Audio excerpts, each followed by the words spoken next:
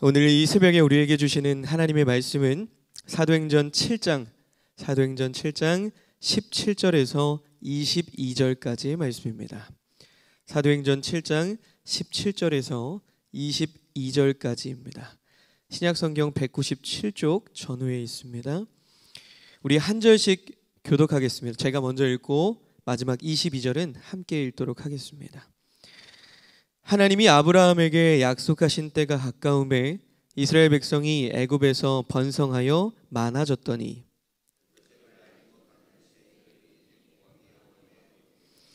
그가 우리 족속에게 교활한 방법을 써서 조상들을 괴롭게 하여 그 어린아이들을 내버려 살지 못하게 하려 할세.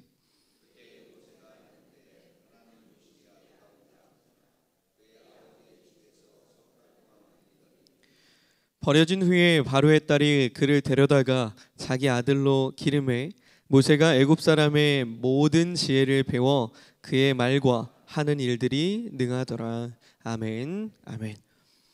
오늘 이 새벽에 기도의 자리로 나오신 여러분들 한 분 한 분에게 하나님의 세밀한 음성이 들려지고 깨달아지는 귀한 시간이 될 수 있기를 간절히 소망합니다. 네, 사랑하는 성도 여러분, 그리스도인의 정체성은 어디에 있을까요? 그리스도인의 정체성. 우리가 하나님을 믿고 예수 그리스도를 따라가는 우리의 정체성은 어디에 있을까요?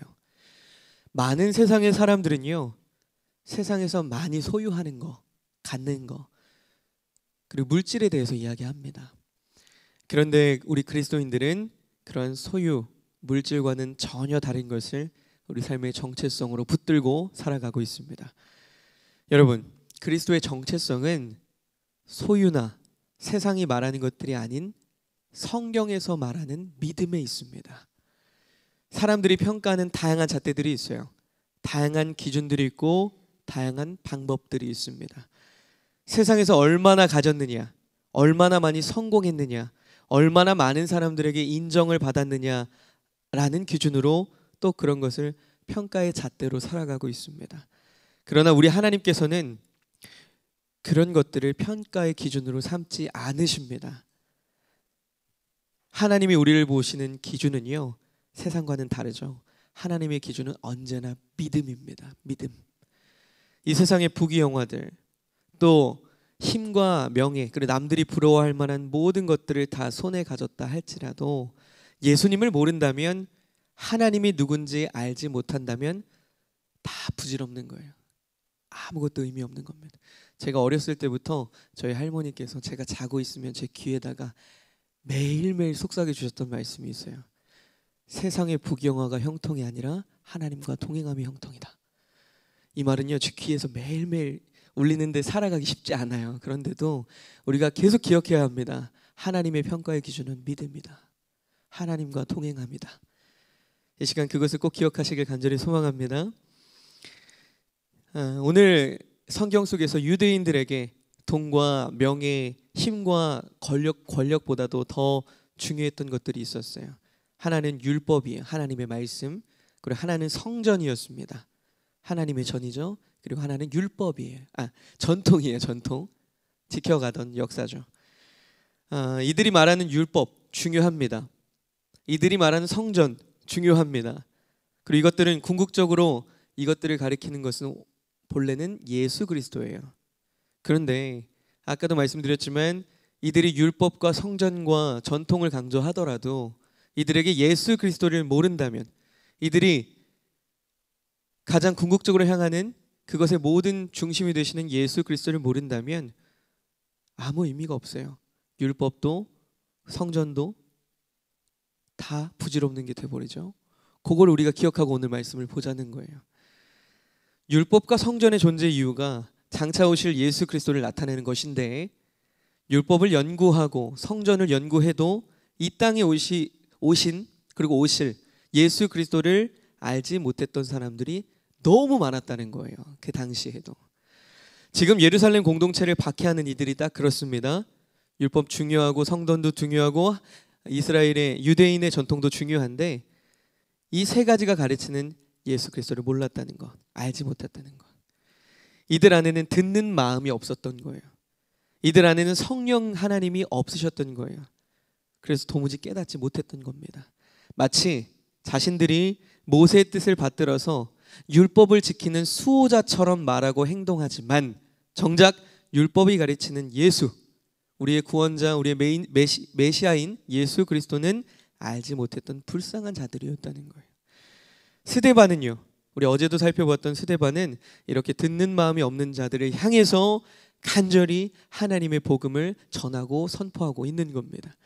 아브라함, 요셉, 오늘 본문에서는 모세의 이야기를 들려주면서 이들에게 하나님의 복음을 계속해서 전파하고 있어요. 이들 안에 있었던 그 죄의 오랜 뿌리들을 건드려주면서 이들이 회개하기를, 지금이라도 하나님 앞에 돌아오기를, 예수 그리스도 앞에 돌아오기를 간절하게 외치고 있는 겁니다. 사랑하는 성도 여러분, 이스라엘 백성들 안에 있었던 오래된 죄의 뿌리는 무엇일까요? 그것은 원망과 불순종이에요. 원망과 불순종. 원망과 불순종이 이스라엘 백성 안에 자리 잡고 있었던 그들의 오랜 쓴 뿌리라는 거예요. 캐내야 되는데 깊게 박혀 있었던 뿌리입니다. 오늘 본문을 보시면 모세 이야기가 쭉 이어지고 있어요. 우리 함께 읽었지만 우리가 잘 아는 것처럼 모세는 어떤 사람입니까? 모세는 하나님께서 예비하시고 준비된 사람이었어요. 갓 태어난 남자아이를 죽이는 그 잔인한 그 학살의 현장 속에서도 하나님이 특별히 지키시고 보호하시고 준비하셨던 존재가 바로 모세입니다. 이름부터가 무슨 뜻이에요? 물에서 건져냄을 받은 자예요. 물에서 건져냄을 받았잖아요. 구원을 경험한 사람이죠. 모세는요, 하나님의 놀라운 방법과 보호하심으로 구원을 경험했습니다. 그리고 또 모세의 나이가 40세가 되었을 때 모세는 이스라엘을 괴롭히는 그 애굽 사람들을 돌로 쳐 죽여요. 그리고 어떻게 됩니까? 미디안 땅으로 도망하는 도망자의 삶의 그 지경에 이르게 됩니다. 40세의 나이에 도망자가 되는 거예요. 40살. 그리고 또 40년이 흘러서 하나님의 부르심을 입어서 다시 하나님께 돌아오죠. 하나님이 불타는 떨기나무에서 모세를 부르시고 모세를 세우십니다. 그의 인생을 보세요. 막 다사다난합니다. 이스라엘 백성들을 구원할 지도자로 하나님이 택하셔서 이 애굽 땅으로 모세를 보냅니다. 그러나 하나님이 세우신 모세를 향한 이스라엘 백성들의 반응이 어땠어요? 하나님이 세우셨는데 출애굽하기 전이나 애굽을 나온 이후나 광야의 40년의 생활이나 이들은요 똑같아요. 별반 다르지 않아요. 그때 기적을 보여주면 그때만 혹합니다. 예수님이 살아계시나? 하나님이 살아계시나? 하나님이 살아계시나? 그때만 하나님을 믿는 것 같이 행동을 하는 거예요. 그런데 시간이 지나면 똑같아요. 다시 원래의 자리로 돌아옵니다. 계속 반복되는 거예요. 언제나 모세를 향해서 대적하고 원망하고 모세를 향해서 불평하고 불순종하고, 궁극적으로는요 모세에게 불순종한 건 누구에게 불순종한 거예요? 하나님이에요. 하나님을 대적하는 자들이 바로 이스라엘 백성이었어요. 이들에게 출애굽을 했다라는 감격들, 그리고 출애굽한 은혜들, 그리고 하나님의 놀라운 기적과 표적들은요 사라진 지 오래예요. 옛날 이야기가 돼버렸어요. 언제나 이들은요 불평과 원망과 불순종에 빠진 자들이었어요. 살아계신 하나님의 표적과 기적들을요 두 눈으로 생생하게 경험했음에도 불구하고 이들은 등을 돌리면서 하나님을 외면하고 하나님을 원망하고 불순종했다라는 거예요. 근데 여러분들이 이 말씀을 들으면 이해가 안 되십니까? 하나님의 기적을 내 눈으로 봤는데 어떻게 불순종할 수 있지? 하나님의 기적이 눈앞에 일어났는데 어떻게 불순종하지? 하나님이 직접 보여주셨는데, 하나님 살아계신 건데, 이런 생각이 들 때 있으시죠? 그렇다면 우리 안에 펼쳐지고 있는 많은 기적들, 이적들이 우리는 하나님이 한 게 아니라고 생각하는 거예요. 우리도 매일매일 하나님의 기적을 보고 살아가고 있잖아요. 하나님의 기적 아닙니까? 하나님이 보여주시는 하나님의 일들 아닙니까? 우리가 한 겁니까? 우리도 그러면 하나님을 믿고 매일매일 살아가야죠. 근데 우리도 이스라엘 백성일 때처럼, 이스라엘 백성처럼 그 은혜가 예전의 은혜로 남아있던 경우들이 많이 있다라는 거예요. 그들은요 불평과 원망이 가득 차면 입 밖으로 내뱉지 말아야 할 말들을 내뱉었어요. 애굽으로 돌아가고 싶다. 애굽이 더 살기 좋았는데, 내가 거기서 종되었을 때 차라리 인생 살기가 편했지. 과거를 계속해서 그리워하는 거예요. 그러면서 구원의 하나님을 향해서 계속해서 원망과 불평들을 쏟아냅니다. 하나님이 기껏 이스라엘 백성들을 구원해 냈더니 그들이 뱉은 말은 불평과 원망이었다는 거예요. 돌아오는 것은 하나님을 향한 불순종이었던 거예요. 하나님의 기적, 아까 말씀드렸던 것처럼 잊은 지 오래고요. 하나님이 그들에게 베푸셨던 만나와 메추라기, 매일매일 하루에 먹을 양만 베풀었던 그 은혜들은 사라진 지 오래였습니다. 그들의 은혜의 제목이 더 이상 아니었어요. 그래서 오늘 스데반이 우리가 읽은 전체의 내용들을 통해서 하나님 지금 고발하고 있는 거예요. 경고하고 있는 겁니다. 이스라엘 백성들의 죄, 그들의 뿌리, 그들의 과거의 모습을 낱낱이 고발하는 중이에요. 모세의 예언대로요, 하나님은 예수 그리스도를 이 땅의 구원자로 보내셨습니다. 그들 가운데 구원자이신 예수 그리스도를 보내셨다는 거예요. 그러나 그들은요, 이전의 조상들의 모습과 동일하게 구원자를 대적하고 핍박하고 박해하고 거절하면서 예수님을 모세처럼 예수님을 십자가에 못 박았습니다. 또 달라진 게 없어요. 모세가 있을 때와 그 이후의 후손들도 예수 그리스도가 나타났는데, 우리 앞에 구세주로 나타나셨는데 또 똑같이 예수 그리스도를 십자가에 못 박았다는 거예요. 이렇게 죄는요 끊임없이 반복되었어요. 아담의 불순종이 이스라엘 백성에게로, 이스라엘 백성의 불순종이 오늘 저에게로 끊임없이 반복되고 있어요. 그런데 우리가 늘 기억해야 돼요. 이제 하나님 예수 그리스도의 보혈로 우리를 죄에서 끊으셨어요. 우리는 죄에서 이제 무너지면 안 되는 존재들이에요. 그런데 그 죄가 이어지고 있죠. 그 모습들이. 사랑하는 성도 여러분, 오늘 우리가 살펴본 이 본문의 내용은 남의 이야기가 아니라 우리의 이야기입니다. 우리의 이야기. 우리의 모두의 과거이자 죄악의 인간의 본성과 뿌리를 드러내는 하나님의 말씀이에요. 이스라엘 백성이 얼마나 믿음 없었는지를 오늘 말씀 앞에서 저와 여러분이 얼마나 믿음이 연약한지를 드러내는 본문이라는 겁니다. 여러분, 믿음 없음을 가장 잘 드러내는 것이 무엇일까요? 아까 말씀드렸던 것처럼 원망과 불평이에요.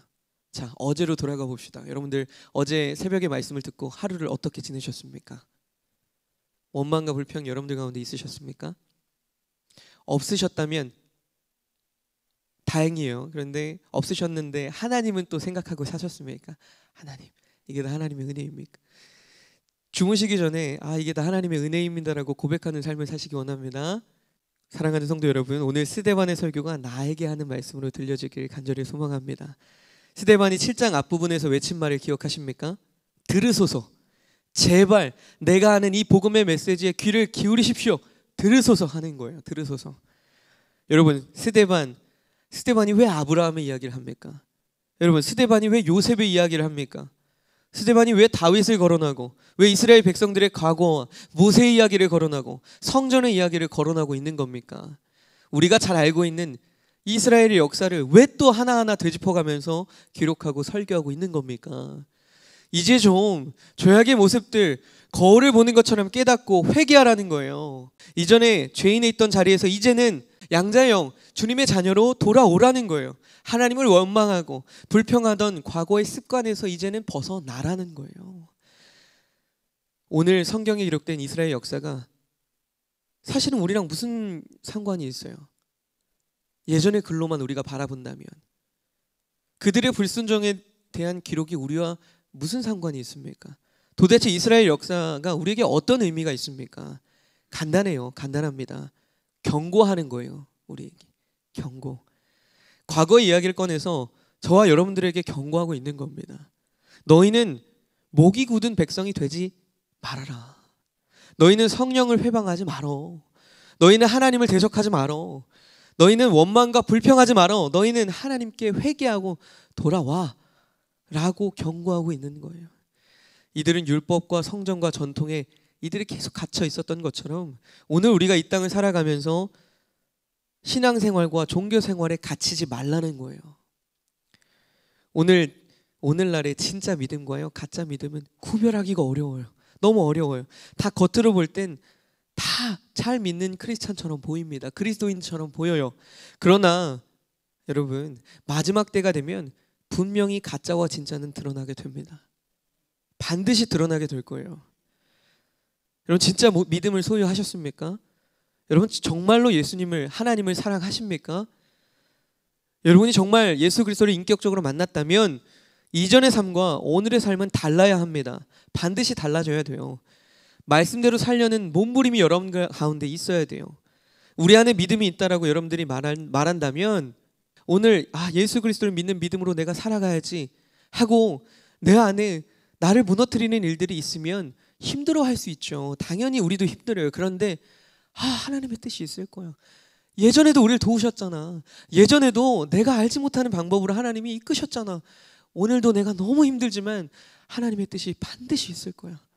하나님이 예전에 이스라엘 백성들 모세의 이 리더십을 통해서 말씀하셨던, 오늘 이 말씀들에 약속하셨던 것처럼 분명히 하나님이 내가 기도로 하나님께 간절히 외쳤던 그 기도의 제목들 분명히 그 약속을 지켜주실 거야.